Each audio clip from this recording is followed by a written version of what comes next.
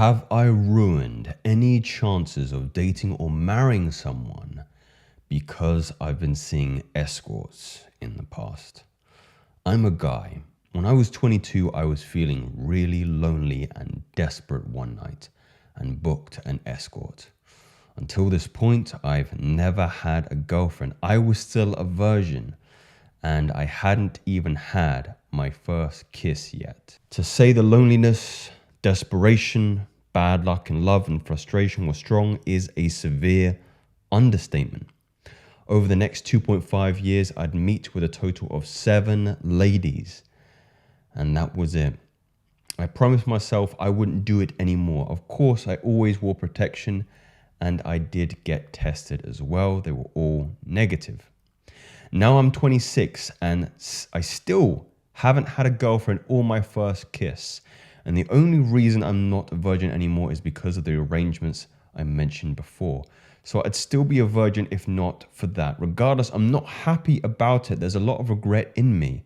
I've tried pursuing countless women and it never works out. Dating apps don't help either. Absolutely nothing works. Now I'm hearing that it is a red flag, and if any girl ever finds out, she'd leave me. And this gets me thinking, before I couldn't find anyone, and now I'll definitely never find anyone. Is this true? Did I fuck myself over? One day, maybe a girl will ask me if I'm a virgin, and one who believes in full communication. I believe in full communication, so I don't want to lie. If I tell her how I'm not a virgin, she will leave me right then and there. He goes on to conclude that the sex was okay, but I'd also appreciate companionship. On one of the visits, I ended up finishing earlier than expected and spent the rest of the hour talking to her. We bonded. It was cool. My point is, it's not just about the sex for me. I like the companionship too. This goes for regular dating too. I'm not just out to fuck. I want somebody I can talk to, laugh with, have fun with, everything. You know what's really scary to me is the commonality of this kind of arrangement. I've had clients in the past tell me that, Joseph, I've bought an escort before. I've paid for that service. I've paid for sex. The most dangerous part of this kind of arrangement is that once you have a reference point for it, meaning once you've experienced it, you typically repeat the behavior. And this individual has repeated the behavior a total of 7 times. Once you make sex a commodity, when you make it transactional, you never see it in the same light ever again. You've perverted that sanctity. And there's no going back, unfortunately.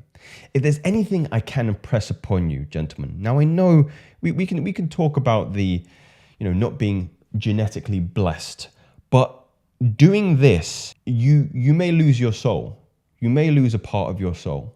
You may lose a part of your very spirit and your very connection with divine source, because you've sullied a sacred act, in my personal opinion. And this is coming out very, very strongly for me. And I think perhaps one of the lessons is, or one of the solutions is noticing the power in virginity, in celibacy, in abstinence. Why is there this narrative and this idea around virginity being something to be, embarrassed about? I think there's something actually to be celebrated. Purity is something to be celebrated.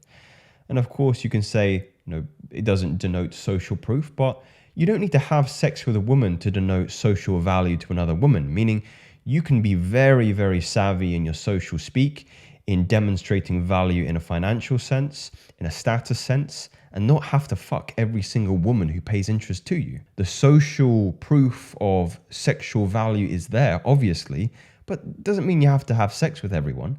And also, it doesn't mean that you need to be open and transparent about that, because to be honest, it's a very personal matter. I'm curious about what the comments say before I kind of go on here. You probably don't need to tell your future partners about your 4-year prostitute binge. I agree. Somebody's pushing back here. Binge is a little strong. Experimentation, phase, dark night of the soul, perhaps. I wouldn't call it experimentation or a phase. I would call it desperation. I would call it impulsivity. I would call it righteous perversion of your sexual energy. Look, the point of the problem is that essentially this individual is looking for companionship, love, and sex, and he's not getting anywhere in the traditional sense. Now, I would be first to question how is your traditional approach? Of course, if you're going through dating apps, then you're already tying both hands behind your back, because we know how unsuccessful those are. Are you cold approaching? Are you growing your social circle? Are you working on your business? Are you increasing fitness? Are you eating well? Are you sleeping well? Are you conserving your sexual energy? There are so many different areas that you can, and this individual can't tell me that they haven't tried all of those outlets and maximized each one to their fullest capacity. Because if you did, then you'd be successful with a woman on some kind of level. Unless you're really, again, I know there are individuals out there where, I mean, you can go in the black pill direction, whereby nothing you can do, meaning genetics, meaning maybe a pre-existing condition, puts you on the lowest rung of the ladder. But most men have capacity to increase their sexual market value in that sense. And this is a young guy, 22 years old when he was doing this. He didn't even hit your peak yet. It is surprising how common this is. And, if I'm airing out your dirty laundry here, I apologize, but I don't apologize. This is something that you have to do some kind of spiritual healing from, because this is something that is, deeply perverted, in my personal opinion. I mean, the exclusivity of intimacy is built on the pillar of that, the sanctity of sex. And again, it gets easier to keep commodifying it once you've done it before. And then how do you think it's going to affect your real relationships when you recognize, this is something that is unique to a relationship, and the pain I was experiencing because I was unsuccessful with women is supposed to be the motivation to get you to start trying different things. Start maximizing your sexual energy. Start retaining. Start growing closer to God, building your business, building your status, building your social circle. The pain, the loneliness is supposed to be the instigator for that. It's not supposed to be so you can roll over it's not supposed to be that you can roll over and play dead and then, pay for this kind of thing. And man, the regret you must have felt, I can't imagine.